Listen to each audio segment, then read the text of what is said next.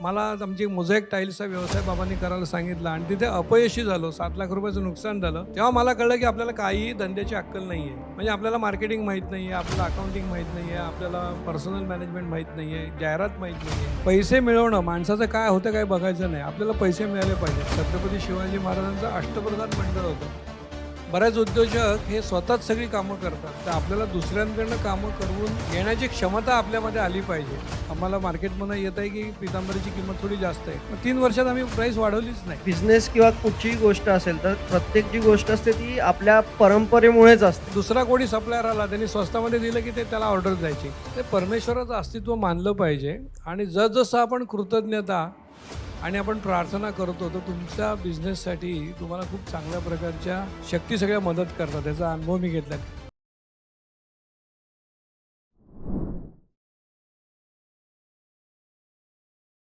नमस्कार. ज्या सत्राची सकाळपासून विचारणा होते, प्रभू देसाई सरांचं सत्र कधी आहे, ते सत्र आता सुरू होत आहे. मी स्वतः खूप एक्सायटेड आहे, कारण जसं आत्ता किरणजी म्हणाले की ज्यांना आम्ही परमेश्वर मानतो उद्योग जगतातले, आणि त्यातही महाराष्ट्रीयन उद्योग जगतातले, ते रवींद्र प्रभुदेसाई सर आज प्रत्यक्ष आपल्या सगळ्यांशी संवाद साधणार आहेत. आणि जसं म्हणाले ट्रॅडिशन टू इनोव्हेशन, सो नव्या जगतातली त्यांची दुसरी पिढीसुद्धा समर्थपणे ही धुरा वाहण्यासाठी सज्ज आहे. ऑलरेडी त्यांनी तो प्रवेश केलेलाच आहे आणि खूप धडाडीने ते सुद्धा हा वसा जो आहे तो पुढे चालवत आहेत. मला असं वाटतं पुढचा तासभर जो आहे तो एक मंत्रमुग्ध असणार आहे आमच्या सगळ्या प्रेक्षकांसाठी. सुरुवात करूया sir. Yes. So tradition to innovation आणि बिल्डिंग ब्रँड्स भारत ट्रस्ट असा आजचा आपला विषय आहे.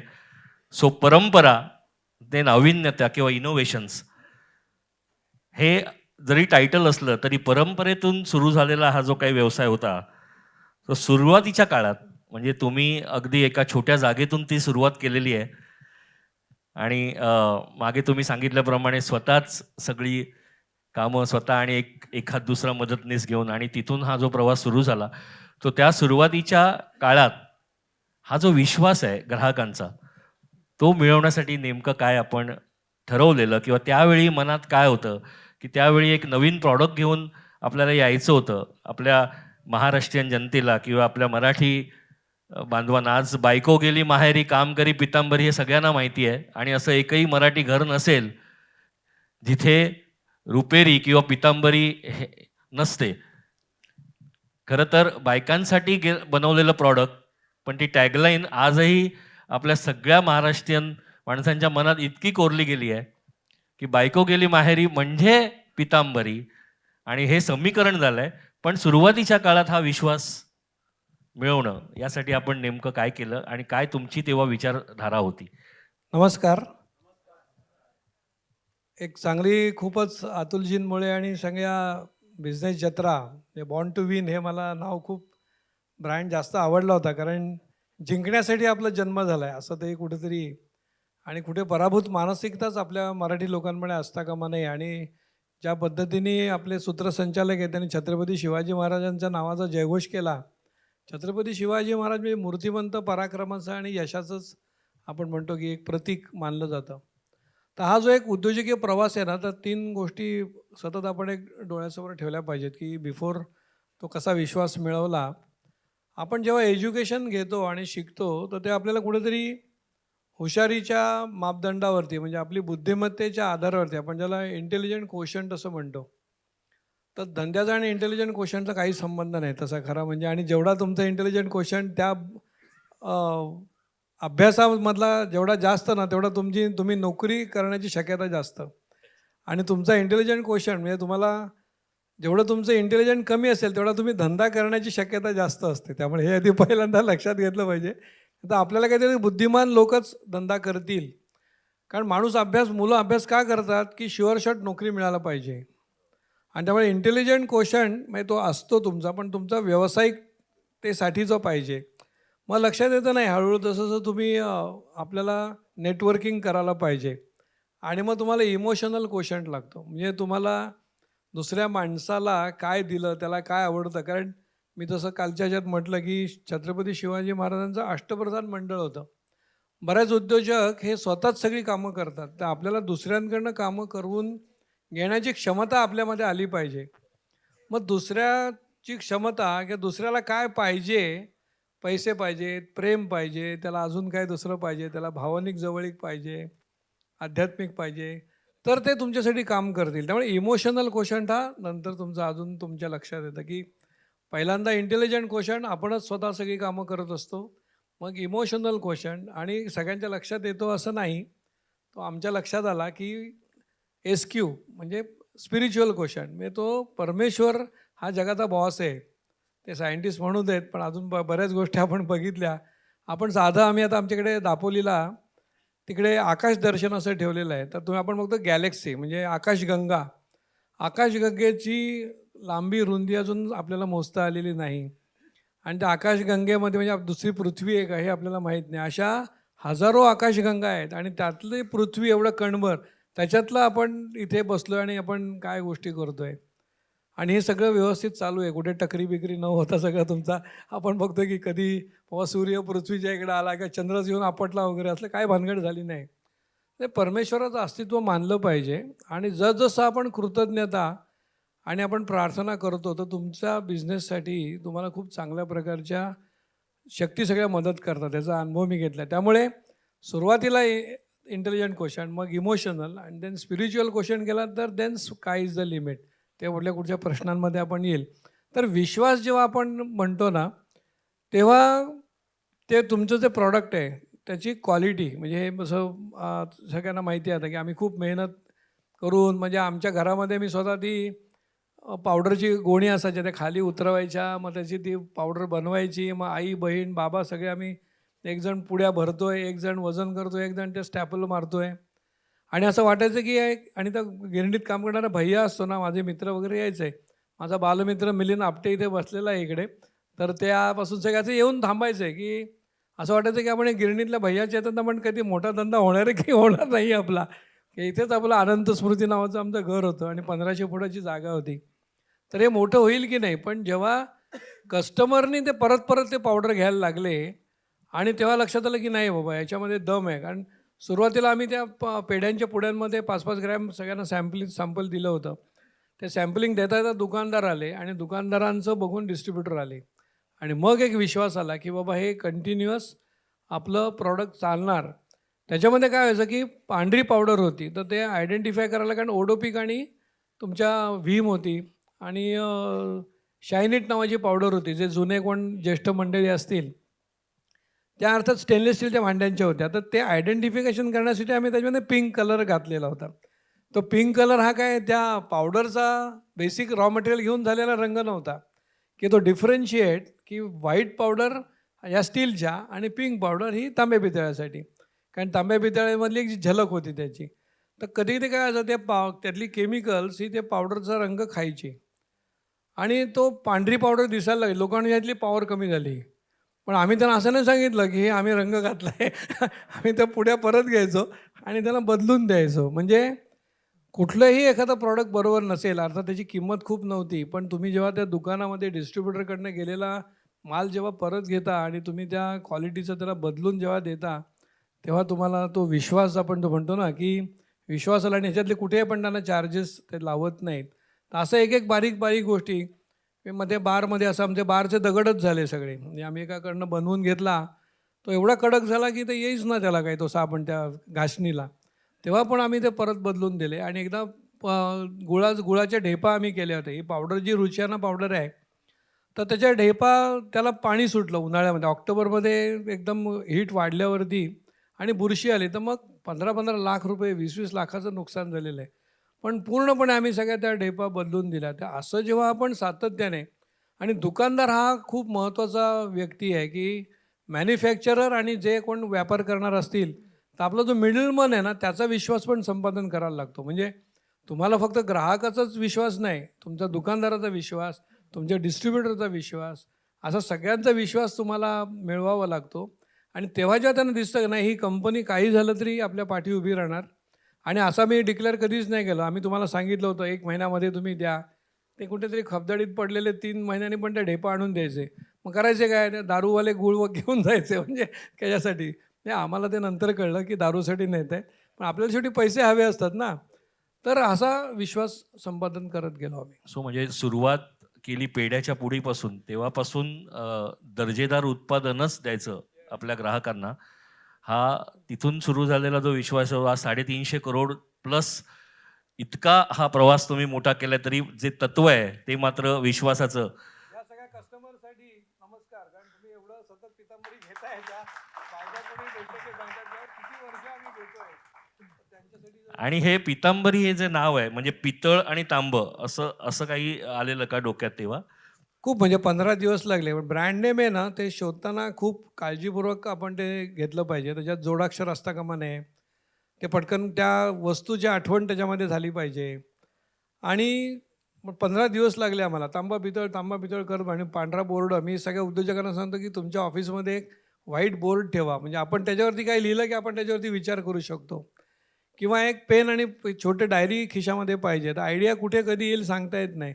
प्रवासामध्ये येईल, लिफ्टमध्ये येईल, नाश्ता करताना येईल. अहो काय सांगू, संडासात सुद्धा येऊ शकते आयडिया तुम्हाला.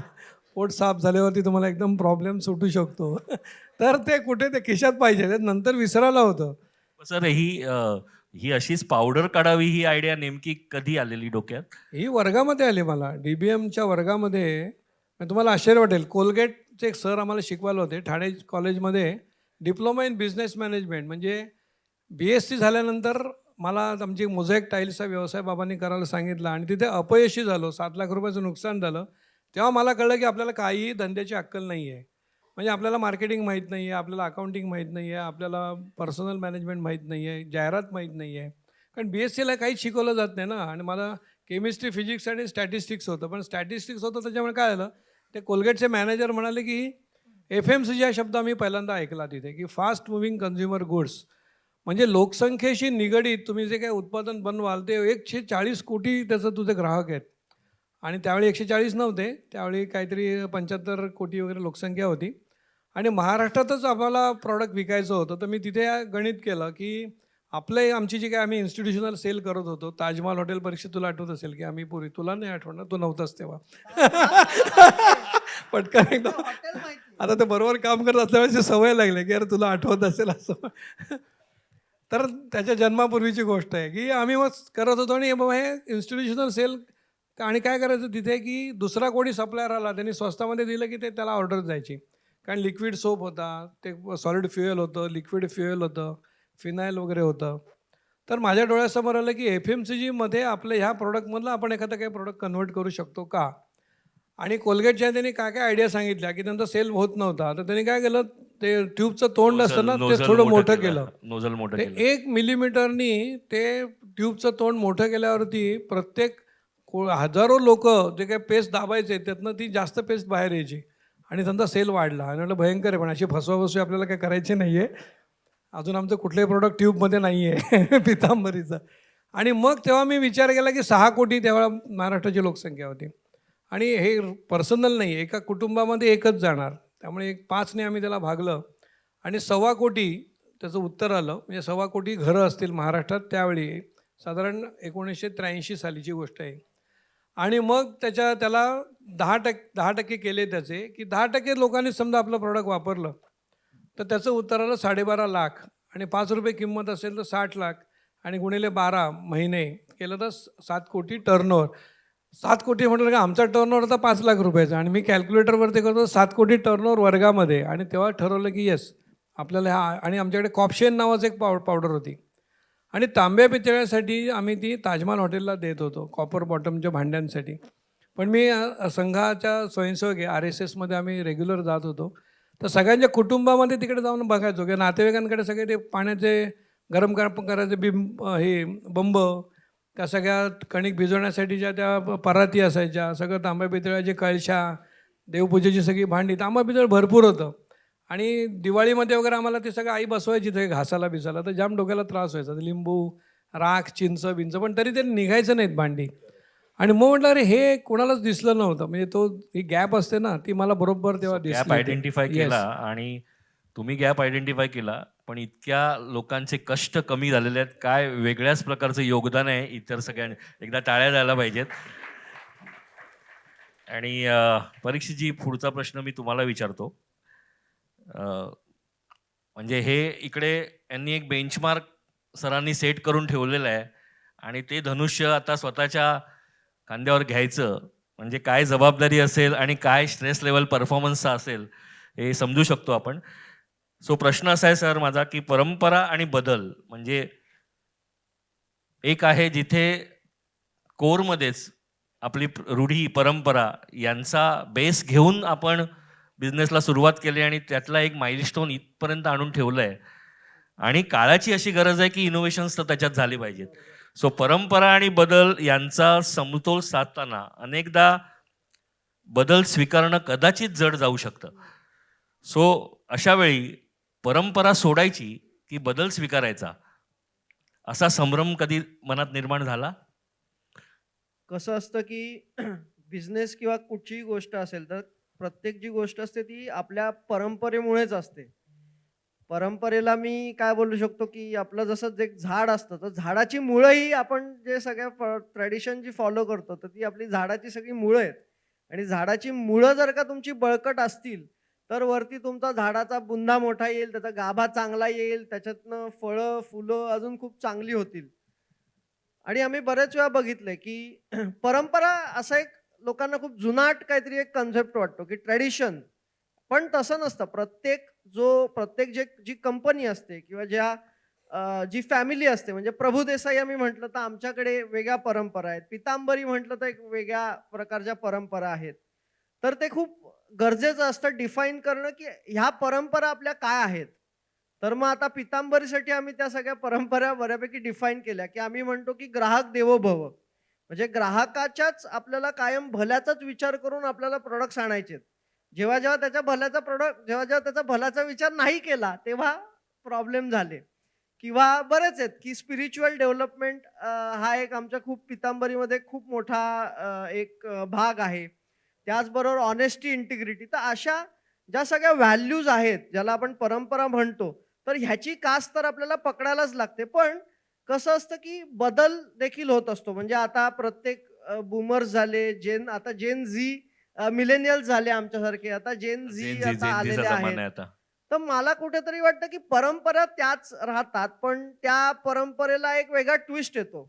म्हणजे फॉर एक्झाम्पल आता जर का तुम्ही बघितलत, की जर का आता पितांबरी हे म्हणजे एक प्रॉपर काय बोलतात त्याला बी2सी हार्डकोर बिझनेस आहे. तर बी2सी म्हणजे काय, की प्रत्येक दुकानामध्ये तुम्ही अवेलेबल राहिलंच पाहिजे. ते जर का तुमची अवेलेबिलिटी नसेल, तर तुमच्या ब्रँडचा काही अर्थ नाहीये. तर पहिले आपल्याकडे किराणा माल होता. मग त्याच्यानंतर मॉडर्न ट्रेड आला. मग आपण सगळे DMartमध्ये शॉपिंग करायला लागलो. त्याच्यानंतर आपण काय बोलतात त्याला ह्याच्यात Relianceमध्ये शॉपिंग करायला लागलो. मग Amazon आलं काही वर्षांनी आपल्याकडे. मग आपल्याला असं कधीच वाटलं नव्हतं, आईला आपल्या घरात प्रॉडक्ट येईल. असं आपल्याला कधीच तेव्हा आपल्याला वाटलं नव्हतं. मग ते झाल्यानंतर आता Blinkit आणि Zeptoचा जमाना. 10 मिनिटात रात्री 12 वाजता सुद्धा. 10 मिनिटात प्रॉडक्ट घरी येतं. तर मला वाटतं, की असे जे काय बदल आहेत ना, तर हे बदल होत राहणार आणि ते अजून काय बोलतात त्याला वेगाने होतात. पण परंपरा ज्या आहेत ना, ह्या कधीच तुमच्या चेंज होणार नाही आणि परंपरेला जर का कधी तुम्ही डावलून काही करण्याचा जर का तुम्ही विचार केलात, तर ते सक्सेसफुलही होत नाही. म्हणजे बरेच वेळा काय असतं, की कधी-कधी असं आपण होतं, की एखादं फॉर्म्युलेशन आपण स्वस्त करूया का? पण मग ते केल्यावरती कस्टमरच्या तक्रारी यायला लागतात, की नाही. पण आपली परंपरा काय आहे, की ग्राहक देवो भव. ग्राहकाचाच सतत आपण फायद्याचाच आपण विचार केला पाहिजे. तर जेव्हा-जेव्हा परंपरा डावळले तेव्हा-तेव्हा ते प्रॉब्लेम येतात आणि तुम्ही कुठेही बघा, कुठच्याही इव्हन तुम्ही देशामध्ये सुद्धा बघू शकता, की आता भारताची जी आपली इकॉनॉमी चांगली आहे, तर आपले जे फॅमिली रूट्स आहेत, आपण जे कल्चर फॉलो करतो त्याच्यामुळे किंवा आपल्याकडे अजून सुद्धा आपण आई-वडिलांबरोबरच राहतो. त्याच्यामुळे आपले खर्च कमी, आपली स्पेंडिंग पॉवर जास्त आहे किंवा आपण आपण पैसे जास्त सेव्हिंग पोटेन्शियल आपल्याकडे जास्त आहे. आता यूएसमध्ये नाही आहेत, वेगळ्याच परंपरा आहेत. फ्रीडम आहे, कोणाला माहीत नाही, कोणाचे आई-वडील आई कोण आहेत, बाबा कोण आहेत. ते आई-बाबांबरोबर राहत पण नाहीत. त्यांना आई-वडिलांचे म्हणजे मुलांना आई-वडिलांचे काय बोलतात त्याला भेटण्यासाठी अपॉइंटमेंट घ्यायला लागतात. मग तिकडे तुम्ही बघितलं की तुमचं अधोपतनच होतं तुमची, आणि ते शेवटी सगळं काही फिरून तुमच्या मॉरल्सवर आणि तुमच्या इकॉनॉमीवरतीच येतं. तर जेव्हा तुम्ही परंपरेची कास सोडता तेव्हा खूप साऱ्या प्रॉब्लेम्सना तुम्हाला मला वाटतं की सामोरं जायला लागतं. मला सुद्धा एक थोडं ॲड करावंसं वाटतं, की हे जसं परीक्षित ते आता पुढच्या ट्रेड आणि ह्याचं सांगितलं, तर प्रॉडक्ट जेव्हा सिलेक्ट करायचे होते ना, तेव्हा स्ट्रॉंग आमचं होतं की इंडिजिनियस शोध किंवा इंडिजिनियसली आम्ही सगळे प्रॉडक्ट शोधू. आमचं स्वतःचं R&D सेंटर आहे रबाळ्याला, आणि ते एकेकाळी आमची ती प्रोडक्शन फॅक्टरी होती. R612 नावाची आमची फॅक्टरी आहे. ते 10,000 फुटाचं आता आम्ही संशोधन केंद्र केलेलं आहे. म्हणजे होम केअर, हेल्थ केअर, अगरबत्ती, आयुर्वेद, तर ह्या सगळ्या प्रॉडक्टवरती संशोधन करून ती उत्पादनं तिथे आपण निर्माण करतो. आणि त्यावेळी कॉम्पिटिटरची कुठली कुठली प्रॉडक्ट असतील त्याचा पण आपण अभ्यास करतो. अभ्यास करतो. आणि त्याच्यापेक्षा, कारण आम्ही कुठल्याही कोणाबरोबर कोलॅबरेशन केलेलं नाही आजपर्यंत. बरेच आम्ही जेव्हा प्रॉडक्ट बघतो ते कुठेतरी जर्मनीमध्ये, कुठेतरी US मध्ये, जपानमध्ये, कोरिया, म्हणजे ही जी सो कॉल्ड आपण म्हणतो की ॲडव्हान्स जी नेशन्स आहेत, तर ह्या नेशन्समधून कुठले प्रॉडक्ट शोधलेले असतात आणि त्याच्या ट्रेड किंवा त्याचे एजंट आपल्या भारतामध्ये असतात. तर आम्हाला अजिबात असं करायचं नव्हतं, कारण ईस्ट इंडिया कंपनी आपल्याला परत भारतात आणायच्या नाही आहेत. आणि आपलं आर्थिक स्वातंत्र्य जर का आपण टिकवलं तरच भारताचं जे काही आर्थिक स्वातंत्र्य आहे ते टिकू शकतं, हे प्रिन्सिपल मनामध्ये होतं. आणि मग सिद्ध करायचं की समजा ॲलोपॅथी आहे, तर ॲलोपॅथीमध्ये असं लक्षात आलं ॲलोपॅथी काय काय बरं करू शकत नाही. तर सांधेदुखी ॲलोपॅथी बरं करू शकत नाही. त्याच्यानं कोलेस्ट्रॉल वगैरे काय, म्हणजे ॲलोपॅथीचं प्रिन्सिपल काय, की आजार वाढत जाणार तुमच्या जीवनशैलीमुळे. तुम्ही व्यायाम करू नका, काही करू नका, ॲलोपॅथीची औषधे घ्या आणि मग तुमचं ऑपरेशन, मग हॉस्पिटलाइज, म्हणजे ते पूर्ण कॅपिटलाइज इकॉनॉमीकडे जाणारी ही सगळी या बरोबर, गोष्टी आहेत. त्या बरोबर. पैसे मिळवणं, माणसाचं काय होतं काय बघायचं नाही, आपल्याला पैसे मिळाले पाहिजेत. त्याच्या विरुद्ध आयुर्वेद आहे, की तुम्हाला आजार होताच कामा नये. तुम्ही जर का आपण आयुर्वेदाला फॉलो केला तर व्यायाम असेल, तुमचा प्राणायाम असेल किंवा श्वसनाच्या गोष्टी असतील. आता म्हणून त्याच्यातूनच आम्ही हे क्युरॉन जे तेल आहे आमचं, तर ते त्याचं निर्माण झालं. तर गोमूत्राची कॅप्सूल आमच्याकडे आहे. तर तुम्हाला डायबिटीज, कॅन्सर आणि कोलेस्ट्रॉल या तिन्हीवरती त्याचा अभ्यास आहे. आणि अमेरिकेमध्ये त्यांनी पेटंट घेतलेली आहेत. 7 पेटंट अमेरिकेने फाईल केलेली आहेत गोमूत्रावरती. म्हणजे हे ऐकून तुम्हाला आश्चर्य वाटेल. मी रोज स्वतः आता गोमूत्राची कॅप्सूल रात्री जेवण झाल्यानंतर एक घेतो. माझा व्हिडिओ पण आहे. त्याचे फॅन्टॅस्टिक रिझल्ट आहेत. पण आम्ही ते नुसतं बाबा ही गाय म्हणजे त्याला माता मानलेली आहे म्हणून श्रद्धा, म्हणून तुम्ही गोमूत्राची कॅप्सूल घ्या असं न करता, ती आजी आमची जी 500 मिलीग्रॅमची कॅप्सूल आहे त्याच्यामध्ये 400 मिलीग्रॅम गोमूत्राची पावडर आणि 100 मिलीग्रॅम त्रिफळा चूर्ण. त्रिफळा चूर्ण हे पोट साफ करण्यासाठी आहे. आणि ते त्याच्या डोळ्यांचे पण तुम्हाला त्याचे आजार कुठले त्रिफळा चूर्णामुळे होत नाहीत. त्रिफळा चूर्ण हे आवळा, हरडा आणि बेहडा याचं एकत्रित ते रसायन आहे. आणि आयुर्वेदामध्ये अत्यंत ते बेसिक जे काही फॉर्म्युलेशन आहेत त्याच्यामध्ये त्रिफळा चूर्ण आहे. आणि हे गोमूत्र हे जे डेडली कॉम्बिनेशन आहे, डेडली म्हणजे चांगल्या अर्थी, की तुम्ही घेतलं तर तुम्हाला सगळ्या आजारांपासून ते दूर ठेवू शकतं. तर असं जे आपलं ट्रॅडिशन आहे, तर आपली जी मुळं आहेत आणि 5,000 वर्ष 10,000 वर्षाची आयुर्वेदाची परंपरा आहे, तर आपण सगळं ते गुंडाळून ठेवून ह्या ॲलोपॅथीच्या लोकांनी दिलेली औषधं घेऊन काहीतरी आपल्यावरती स्वतःवरती प्रयोग का करायचे. बरोबर. आता सतत आर्टिकल येत आहेत की जे आपण अँटीबायोटिक्सचे जे काही ओव्हरडोस घेतोय, आजच लोकमतमध्ये आणि काल सकाळमध्ये लोकसत्तामध्ये होतं, की न विचारता जी काही आपण औषधं घेतो त्याच्यावरती साधं गुळीची आपण घेतलं म्हणजे गुळवेल किंवा रोगप्रतिकारक शक्ती ज्याच्यामुळे वाढतात, अशा आयुर्वेदामध्ये खूप फॉर्म्युलेशन आहेत. तर ती आम्ही सगळी आता सो ही आणलेली आहे. सगळी परंपरा हां, ते जपत जपत आणि आणि इनोव्हेशनचा वारसा. आणि फक्त हीच दुसरं परंपरा काय नाही. करतोय आपण, की त्याचं पण सिद्ध पण करतो. म्हणजे ॲलोपॅथीच्या डॉक्टरना आम्ही सांगतो, की तुम्ही ही कॅप्सूल देऊन बघा. आणि ते नाही समजायला तर 4 कॅप्सूल आम्ही फ्री देतो. तुम्हाला कसं वाटतंय? तर घेतल्यावर तुम्हाला दुसऱ्या दिवशीपासून चांगलं वाटलं पाहिजे. हे काय जाऊन तपासण्याची गोष्ट नाहीये. बरोबर, असं बरोबर. ते खूप प्रूव्ह झालंय ते. सो एक परंपरा आणि जसं परीक्षितजींनी सांगितलं तसं तत्वनिष्ठ विचारधारा हे जी आपली मुळं आहेत त्याला कुठेही फारकत न घेता, पण बदलणाऱ्या युगात ज्या बदलणाऱ्या पद्धती बदलतील पण तत्व कधीही बदलणार नाही. सो हे मला वाटतं तुम्हाला सांगायचं होतं. खूप छान उत्तर दिलंत सर परीक्षितजी. आपण तिसऱ्या प्रश्नाकडे वळूया आणि सर तुम्हाला आहे हा प्रश्न. इनोव्हेशन इनोव्हेशन आपण नेहमीच म्हणतो, पण इनोव्हेशन म्हणजे नेमकं काय? म्हणजे नवीन उत्पादन की विचार करण्याची नवी पद्धत? तुम्ही काय सांगाल? दोन्ही म्हणेन मी. आपण म्हणतो, की इन्व्हेन्शन म्हणजे शोध आणि ते कमर्शियलायझेशन करणं म्हणजे तो इनोव्हेशन असं आहे ते. म्हणजे इन्व्हेन्शन याला नवीन काहीतरी एखादी मूळ आपण जे शोधलेलं असतं, एखादं मॉलिक्यूल शोधतो आपण, की जे नव्हतंच जगात अस्तित्वामध्ये. तर दॅट इज इन्व्हेन्शन. आणि त्या इन्व्हेन्शनचं जेव्हा आपण कमर्शियलायझेशन करतो की ते विक्री करून त्याच्यापासून प्रॉडक्ट बनवतो, ते विक्री योग्य होतं, तेव्हा तो इनोव्हेशन बाबा आपण केला. पण ते कमर्शियलाइज व्हायला पाहिजे हे आपल्या डोक्यात पाहिजे. आणि ती गॅप कुठेतरी आपल्याला रोजच्या जीवनामध्ये कन्झ्युमर जे काय वापरत आहेत वस्तू, तर त्याच्यापेक्षा त्यांचं सोपं होणं, कमी खर्चामध्ये होणं, असं आपल्याला ते शोधायला पाहिजे. तर नंतर तुम्ही, आणि ह्याच्यासाठी मला असं वाटतं की स्पिरिच्युअलिटीची खूप आवश्यकता आहे. तुम्ही जेव्हा एकाग्र होता किंवा तुमच्या डोक्यात खूप अनेक विषय असतात, तेव्हा तुम्ही नाही याचा विचार करू शकत. त्यामुळे आपण वाचनामधून पेपर वाचतो, आपण वेगवेगळी बिझनेसची मॅगझिन वाचायला पाहिजेत.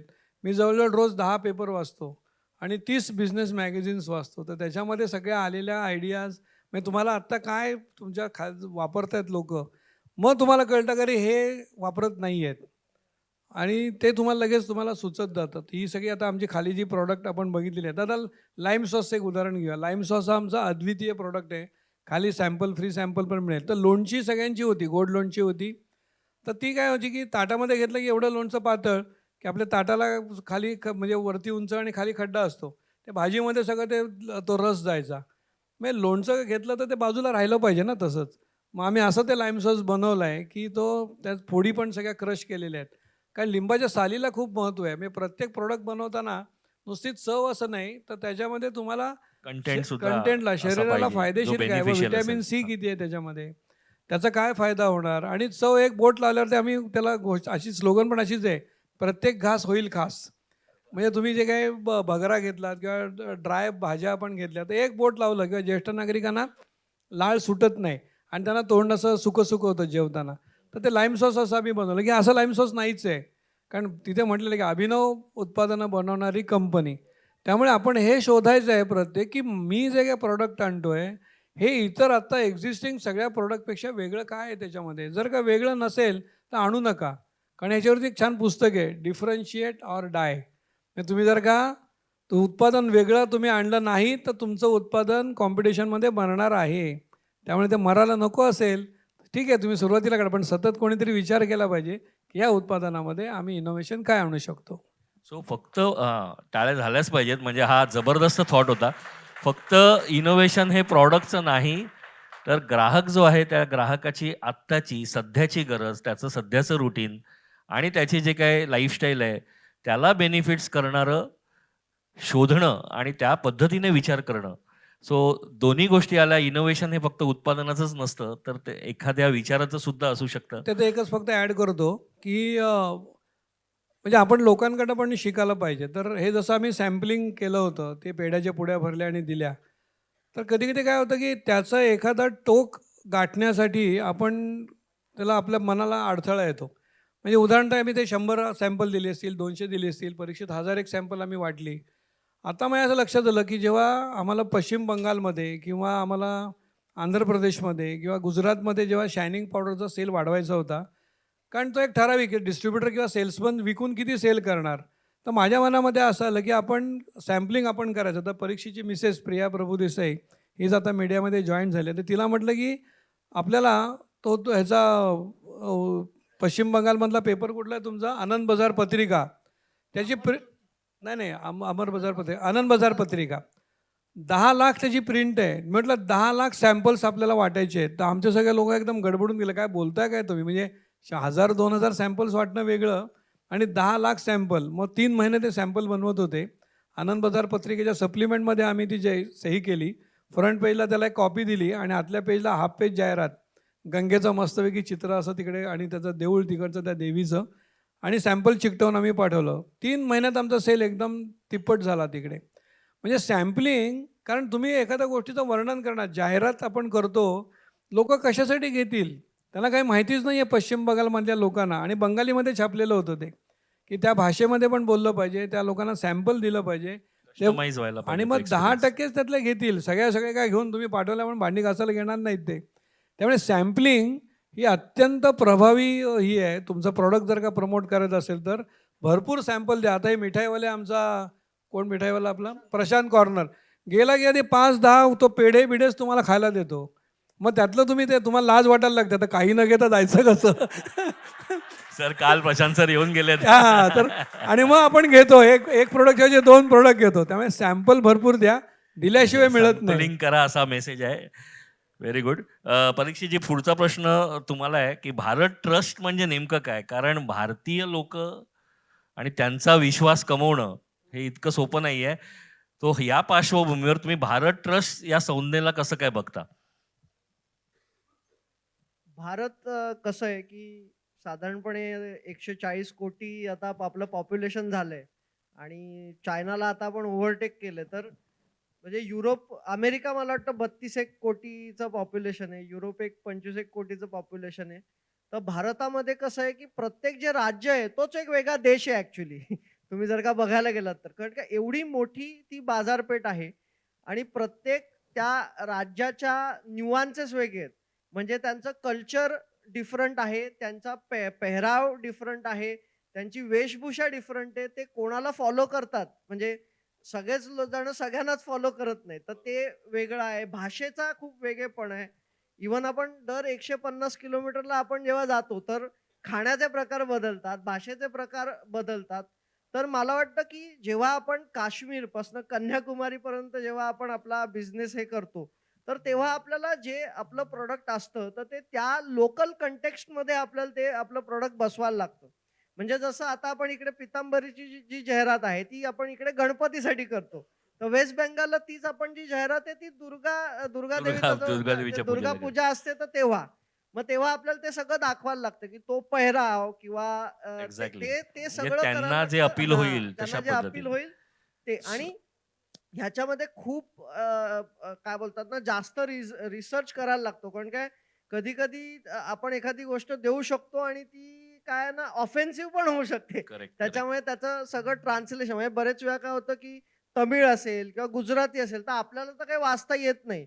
पण आमची माणसं आता म्हणजे सेल्स ऑफिसर सगळीकडे आहेत. मग आम्ही त्यांना देतो, की तुम्ही हे ट्रान्सलेशन नीट वाचा. हे ग्रामॅटिकली बरोबर आहे का? ह्याच्यात काही चुकीचं नाहीये ना? किंवा रिस्पेक्टफुली ते सो म्हणजे लिहिलेलं तिथे आहे ना? तुमचं अगदी बारीक लक्ष असतं आणि येस. भाषा, प्रांत याला अनुसरून येस. आपण तो विश्वास हो, हो, मिळवतोय. हो, व्हेरी हो, गुड. हो. पुढचा प्रश्न पण तुम्हालाच आहे परीक्षेची थोडासा मला असं वाटतं म्हणजे थोडासा सेन्सिटिव्ह असू शकतो, ओके. की एका पिढीतून दुसऱ्या पिढीकडे जाताना जी ट्रान्झिशन्स होतात हं. आणि तेव्हा चॅलेंजिंग सिच्युएशन्स बऱ्याच वेळा येत असाव्यात. हं, हं, हं. कारण ज्याला आपण साध्या भाषेत जनरेशन गॅप असं म्हणतो. बरोबर.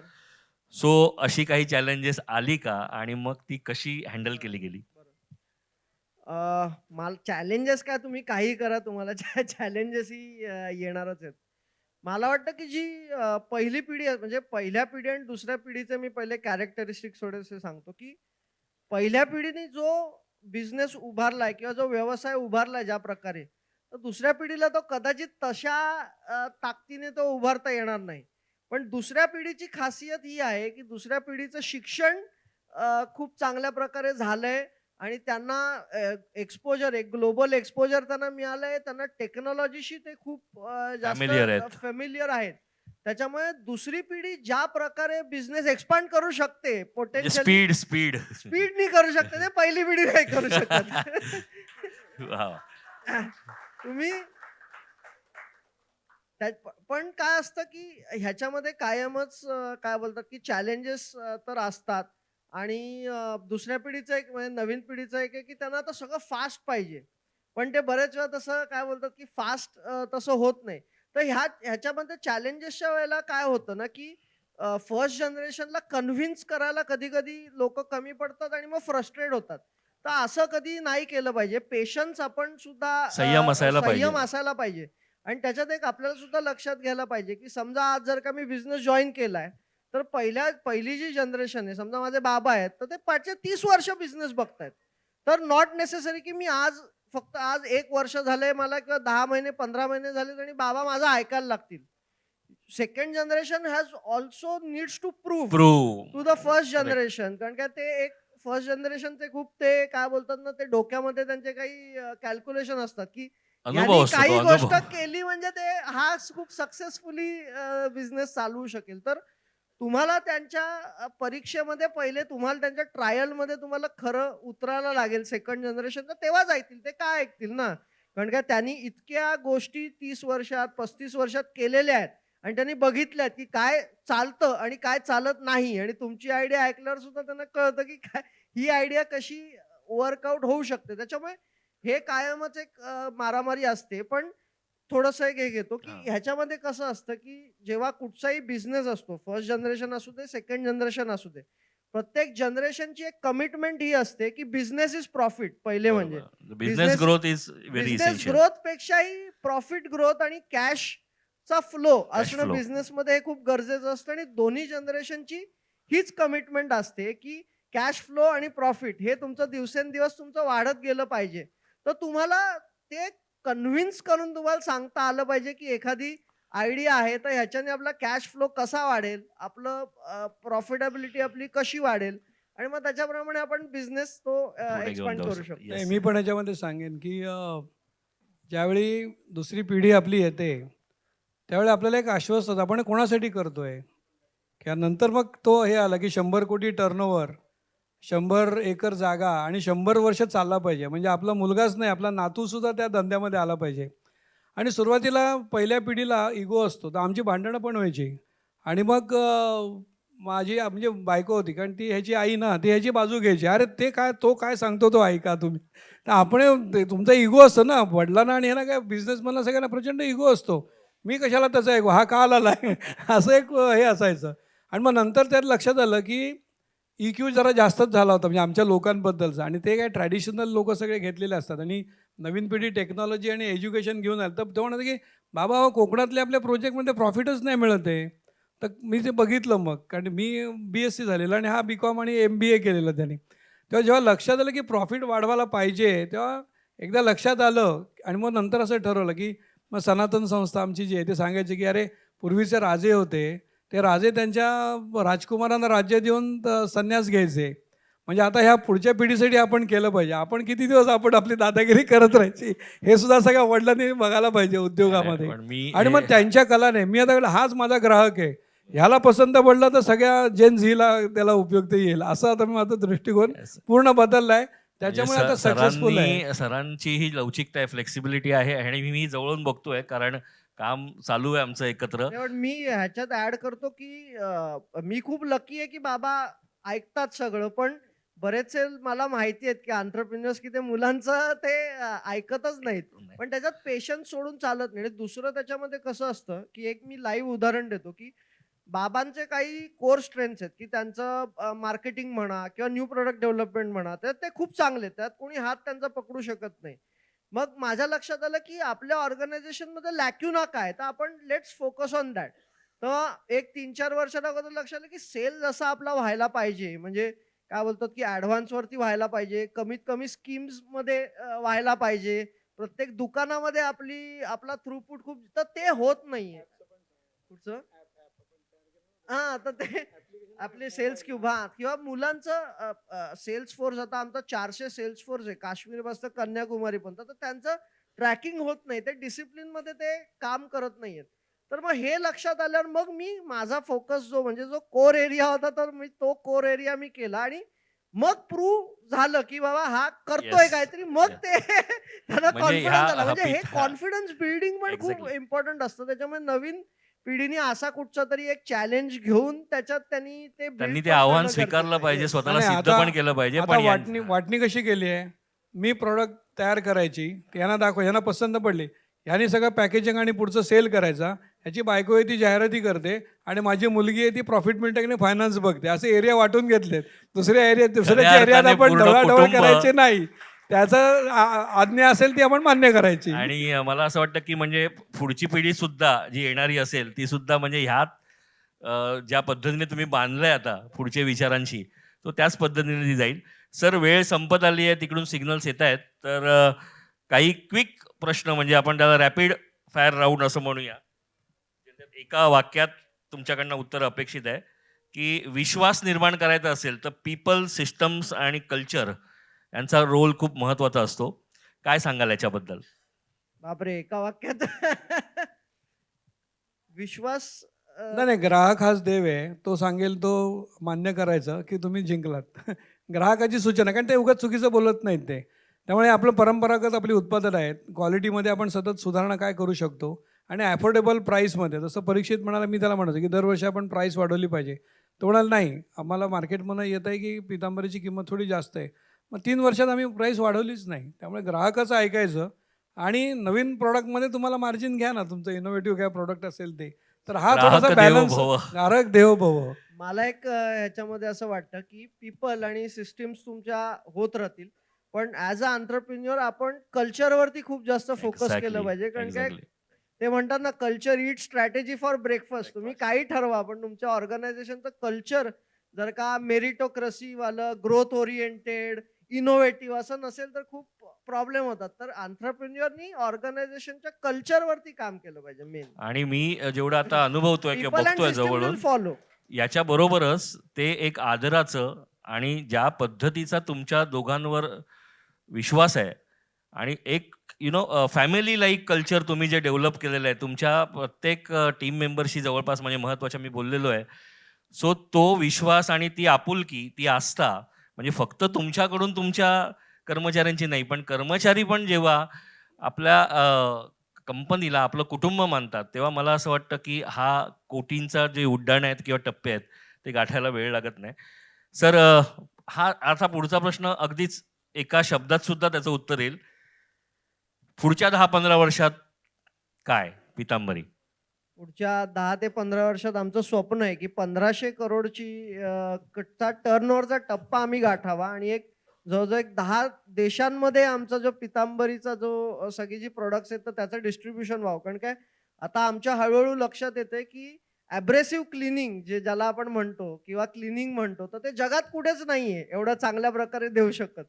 तर त्याच्यामुळे खूप चांगल्या प्रकारे त्याच्यामध्ये डेव्हलपमेंट होऊ शकते. आता आम्ही पुढच्या आठवड्यात नेपाळला जातोय. नेपाळला देखील फॅक्टरी आमची ओपन होते. तर एक खूप चांगल्या नाही, प्रकारचं नाही, ह्याच्यामध्ये वातावरण होणार आहे. आम्ही फॉरेनला जायचं होतं, मी US ला गेलो होतो आणि न्यूयॉर्कचे इथे काही रेस्टॉरंट आहेत. तर त्या रेस्टॉरंटमध्ये गोरे लोकं लाईनीत उभे होते आणि मला कुतूहल वाटलं, की हे काय घेत आहेत आणि इंडियन रेस्टॉरंट होतं. तर तिथे आपली शेवयांची खीर होती. चापत होते सगळे. म्हणजे आपल्याला काय वाटतं, गोरे म्हणजे काहीतरी वेगळं चंद्रावरनं पडलेले आहेत आणि आपण काळे म्हणजे किंवा भारतीय म्हणजे आपण कधी कमी. आपल्या चवी वगैरे जे आहेत ना, फूड प्रॉडक्ट एक्सलंट, म्हणजे जगामध्ये त्याला तोड नाही आहे. तसं आता परीक्षित म्हणाला, की पितांबरी, तसं आपण त्याचं पॉलिश केलं किंवा लिक्विड पितांबरी बनवली, तर हे गोरे लोक सगळे आपलीच पावडर किंवा आपले लिक्विड वापरतील. त्यामुळे प्रॉडक्ट फक्त भारतीयांनीच वापरायला नाही पाहिजे. जगातले इतर सगळ्या 800 कोटी लोक आहेत जगामध्ये, तर त्यांनी का नाही वापरायची? तर आपण जर का थोडं R&D केलं, तर ही नक्की प्रॉडक्ट आपली ते वापरू शकतात. नेपाळचा उल्लेख सरांनी केला. फक्त फटकन मी एक गोष्ट सांगतो. नेपाळमध्ये आता दंगल झालेली आणि यांचे एक HOD आहेत खानविलकर, प्रकाश खानविलकर. ते त्या दंगलीत नेपाळला मी कधी पोचतोय याच्यासाठी आग्रही होते. मी पण फोन केलेला त्यांना, सर कुठे आहेत, नका जाऊ. सरांनी त्यांना एअरपोर्टवरनं परत आणलं. इतकी एकनिष्ठता ज्या कंपनीकडे आहे किंवा ज्या संस्थेकडे आहे, त्याचे सर्वेसर्वा रवी सर आणि तोच वारसा पुढे चालवणारे आपले परीक्षितजी, ह्या दोघांच्या विचारात एकमेकांना सांभाळून घेत, एकमेकांच्या या नव्या बदलणाऱ्या या पिढीमध्ये जे काही स्वीकारार्ह आहे ते घ्यावं किंवा स्वतःला सिद्धही करावं, ह्या विचारसरणीने ही मंडळी पुढे जात आहेत. आणि ती जी एकनिष्ठता मी प्रकाशजींकडे बघितलेली, मला असं वाटतं ही अत्यंत दुर्मिळ आहे. म्हणजे स्वतःच्या जीवाची पर्वा न करता जेव्हा एखादा कर्मचारी आपल्या संस्थेच्या चांगल्या होण्यासाठी किंवा भल्यासाठी स्वतःच्या जीवावरची रिस्क घेऊन तिथे जायला तयार होतो, तेव्हा काय बाळकडू यांनी दिलं असेल. खरं त्यांच्यासाठी एकदा जोरदार टाळ्या झाल्या पाहिजेत. आणि सर, शेवटचा प्रश्न, म्हणजे मला ही इच्छा नाही आहे कन्क्लूड करायची, प्रेक्षकांनाही नसावी, पण वेळेचं बंधन आहे, की परंपरा, संयम आणि सातत्य याला अनुसरून आमची आता जी नवीन पिढी आहे किंवा जे जेनझीज आहेत, यांना काय तुम्ही सांगाल? त्यांनी कसं ऑपरेट व्हायला पाहिजे? दोघांकडनं ही उत्तरं अपेक्षित आहेत. मला काय वाटतं त्याच्यामध्ये सगळ्यात इम्पॉर्टंट एंटरप्रेन्योरशिपमध्ये, की एकच म्हणजे मी काल पुस्तक एक वाचत होतो, त्यात एक वाक्य होतं, की लक फेवर्स द पर्सिस्टंट्स. तुम्ही जेवढं पर्सिस्टंटली एखादी गोष्ट तुम्ही करता, तर तुम्हाला त्याचा रिझल्ट तुम्हाला नक्की कधी ना कधी मिळतो. म्हणजे असं बरेच वेळा झालं असेल बाबांचं, म्हणजे मला माहिती आहे, की जेव्हा पहिली 5 वर्ष होती, 10 वर्ष होती, तेव्हा प्रॉफिट अजिबातच नव्हता कंपनीमध्ये. खूपच प्रॉब्लेम होता. पण जेव्हा तुम्ही एखादी गोष्ट तुम्ही सतत करता, तर मग सगळे फॅक्टर म्हणजे अख्खं जे जग असतं ते अख्खं तुम्हाला युनिव्हर्स. युनिव्हर्स तुम्हाला तुमची इच्छा मिळवून देण्यात ते सगळं एकवटून तुम्हाला ते मिळतं. आता काय झालंय, की बरेच वेळा आपण बघतो Instagramवरती किंवा सगळ्यांचे असे एंटरप्रेन्योर्स फक्त इन्स्पायरिंग लाईफस्टाईल, महागड्या गाड्या अशातनं बाहेर पडतात. मग सगळ्यांना वाटतं एंटरप्रेन्योरला, की नाही माझी पण BMW पाहिजे, माझी पण Mercedes गाडी पाहिजे. पण त्याच्या पाठचे कष्ट कोणीच बघत नाही, की त्यांनी किती वर्ष घासली आहे त्याच्या पाठी किंवा त्यांनी 12-12 तास, 13-13 तास लोकांनी काम केले. संडे सुद्धा लोकांनी घालवलेले आहेत. म्हणजे इव्हन असे पण लोकं आहेत, की माहीत नाही पैसे घरी कुठे येणार आहे. इतकी मेहनत केल्यानंतर ते मिळतं. तर मला वाटतं, की मेहनत आपण जर का राइट डिरेक्शनमध्ये जर का केली ना, तर काय म्हणजे स्काय इज द लिमिट. मला काय वाटतं की प्रत्येकामध्ये परमेश्वराचा टाळ्या जरा जोरात जोरात जोरात होऊ देत. वाजवा. हा. Yes yes.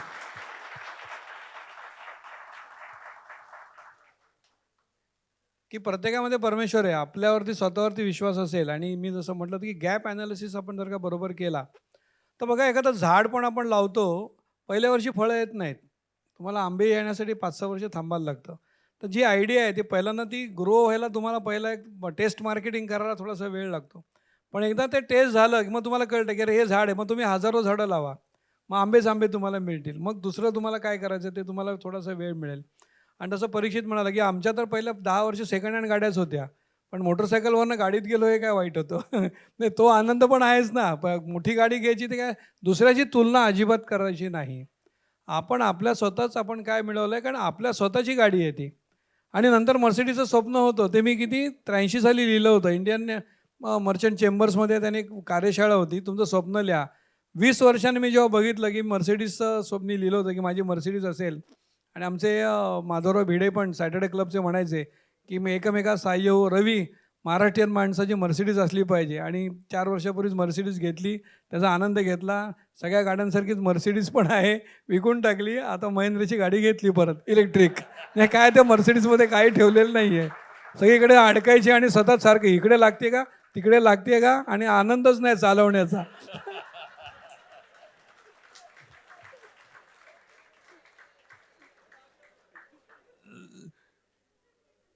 म्हणजे आज एकंदरीत इनोव्हेशन त्याच्यानंतर परंपरा ह्या सगळ्याचा संगम साधत काय नेमकं केलं पाहिजे. ग्राहक देवो भव हा मंत्र जर एकमेव मंत्र जपला आणि आता जे परीक्षितजींनी सांगितलं की सातत्य असेल आणि ती चिकाटी जर तुमच्यात असेल तर अख्खं युनिवर्स तुम्हाला मदत करायला येतं. आणि हे सगळं करत असताना गाडी कोणती आहे यापेक्षाही ग्राहक संतुष्ट आहे का याच्याकडे जास्त फोकस करा. हा मंत्र आजच्या चर्चेतून या दोघांनी दिलेला आहे. आपल्या सगळ्यांच्या वतीने मी या दोघांचे मनापासून आभार मानतो आणि ही चर्चा ते संपली.